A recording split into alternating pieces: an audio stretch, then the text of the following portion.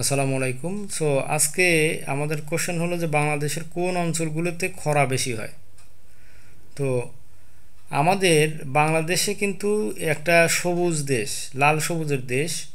So সবুজ, এখানে প্রচুর গাছপালা রয়েছে। তবে যে অঞ্চলগুলোতে গাছপালা বেশি আছে সেই অঞ্চলে কি হয়, সেই অঞ্চলে কিন্তু তাপমাত্রাটা একটা ইউনিফর্মিটি থাকে, একটা ব্যালেন্স থাকে। কিন্তু আমরা যদি গাছপালা কেটে একদম সমান করে ফেলি তাহলে কিন্তু তাপমাত্রাটার ব্যালেন্স থাকে না, হঠাৎ করে প্রচুর পরিমাণে শীত পড়ে, প্রচুর পরিমাণে গরম পড়ে। সো আবহাওয়া তখন ইমব্যালেন্স হয়ে যায়।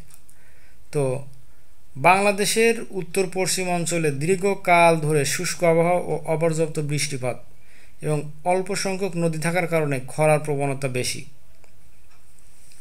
তো বলা হয়েছে কি বাংলাদেশের প্রবণ খরা প্রবণ অঞ্চল হলো কি রাজশাহী বিভাগের দিনাজপুর। তাহলে রাজশাহী বিভাগের দিনাজপুর, রংপুর, পাবনা, নাটোর, রাজশাহী, বগুড়া, জয়পুরহাট ও নওগাঁ জেলা। তো এই জেলাগুলো কি খরাপ্রবণ এলাকা।